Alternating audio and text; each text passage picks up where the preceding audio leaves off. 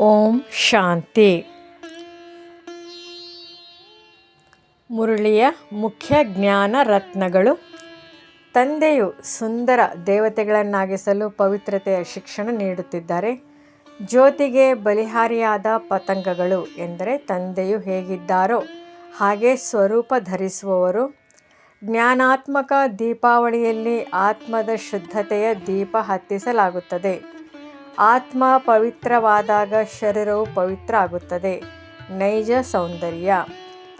ಕರ್ಮಗಳ ಆಧಾರದಿಂದ ಶರೀರವು ಸುಂದರ ಅಥವಾ ಶ್ಯಾಮವಾಗುತ್ತದೆ.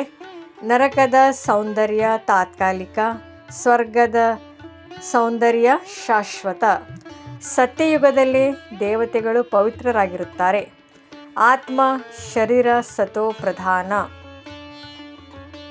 ಈಗ ನೀವು ಆತ್ಮ ಅಭಿಮಾನಿಗಳಾಗುತ್ತೀರಿ, ದೇಹಾಭಿಮಾನಿ ಇಲ್ಲ. ಬ್ರಾಹ್ಮಣ ಕುಲವೇ ಪುಣ್ಯಾತ್ಮ ದೇವತೆಗಳ ತಾಯಿ ನೀಡುವ ಜಾಗ. ಪರಮಾತ್ಮನ ಪಾತ್ರವನ್ನು ನಾಟಕದಂತೆ ಸಪ್ತ ಕಾಲ ಪರ್ಯಂತ ಪುನರಾವರ್ತಿ. ಜ್ಞಾನ, ಶಾಂತಿ, ಪವಿತ್ರತೆ, ಪ್ರೇಮ ತಂದೆಯ ಮೂಲ ಗುಣಗಳು. ಬಾಬ್ದಾದಾರವರು ಮಕ್ಕಳನ್ನು ತಮಗಿಂತಲೂ ಶ್ರೇಷ್ಠರಾಗಿಸುತ್ತಾರೆ. ಈ ಜೀವನ ಅತ್ಯಮೂಲ್ಯ ಪುರುಷಾರ್ಥದ ಸಮಯ. ಪವಿತ್ರತೆ ಇಲ್ಲದೆ ಪರಮಾತ್ಮನ ಅನುಭವ ಸಾಧ್ಯವಿಲ್ಲ. ಬಂಧನಗಳಿಂದ ಮುಕ್ತರಾಗಿ ದೈವಿ ಸಂಬಂಧ ಹೊಂದಬೇಕು. ತಂದೆಯು ದೇಹಿಯ ಸಂಬಂಧಗಳಿಂದ ಮಾರಿ ಆತ್ಮೀಯ ಸಂಬಂಧ ಕಲಿಸುತ್ತಾರೆ. ದೇಹವನ್ನು ಬಿಟ್ಟು ಪರಮಧಾಮದ ಮೂಲಕ ಸುಖಧಾಮಕ್ಕೆ ಹೋಗುವ ಮಾರ್ಗ. ಜ್ಞಾನರತ್ನಗಳು ನಮಗೆ ಲಕ್ಷಾಂತರ ಬೆಲೆ ಬಾಳುವ ಸ್ವರ್ಣ ನೀಡುತ್ತವೆ. ಶ್ರೇಷ್ಠ ಸಂಕಲ್ಪಗಳಿಂದ ಅಂತರ್ಯಾತ್ರೆ ಶಕ್ತಿಶಾಲಿ ಆಗುತ್ತದೆ.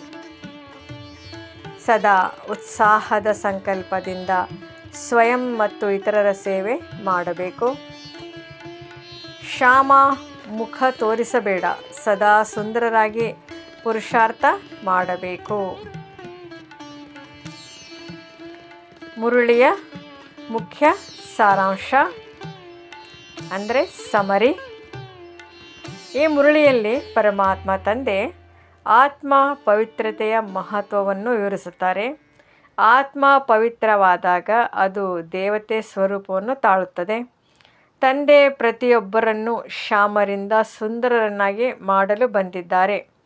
ಈ ಶರೀರವು ತಾತ್ಕಾಲಿಕ, ಆದರೆ ಆತ್ಮ ಶಾಶ್ವತ. ಆತ್ಮದ ಶುದ್ಧತೆಯ ದೀಪವನ್ನೇ ಯಥಾರ್ಥ ದೀಪಾವಳಿ ಎಂದು ಕರೆಯಬಹುದು.